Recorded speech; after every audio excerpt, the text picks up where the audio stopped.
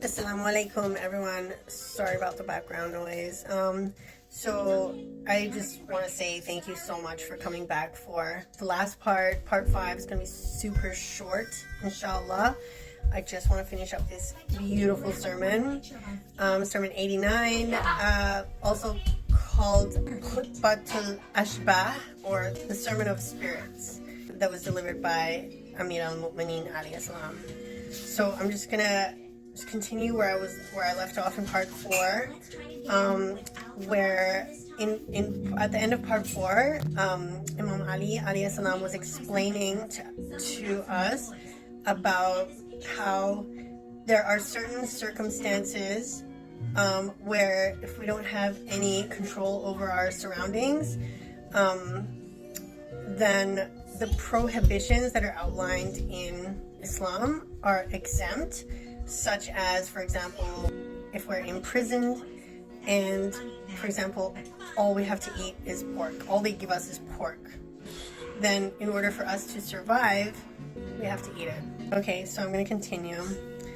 It should then have an impact on human behavior, so that one could be questioned whether he secured it via lawful or unlawful deeds. Of course, where he has not bestowed the power of seeking the livelihood, he has taken on himself the responsibility to provide the livelihood.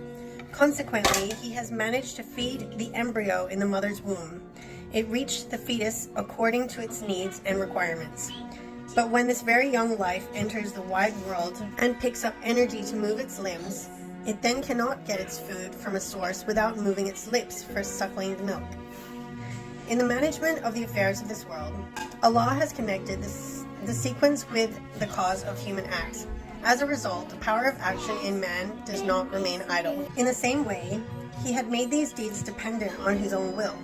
Man, therefore, should not rely on his own power of action and thus forget his Creator. This is the issue of the will between two wills within the controversy of free will versus compulsion. Just as in the entire universe, nature's universal and sovereign law is in force, in the same way, the production and distribution of food is also provided in a set manner under the dual force of the divine ordainment and the human effort. This is somewhere less and more, depending on the proportion of human effort and the aim of the divine ordainment. Since he is the creator of the means of livelihood, the ability to seek and find food has also been bestowed by him. The paucity or plenty of livelihood has been attributed to him because he has fixed different and separate measures for livelihood, keeping in view the difference in efforts and deeds and the goodness of the beings. Somewhere there is poverty, and somewhere else there is affluence. Somewhere there is distress, and somewhere else there is comfort. Someone is enjoying pleasure, while someone else is suffering the hardships of want. The Holy Quran says, "He amplifies the sustenance of whomsoever he pleases and straightens.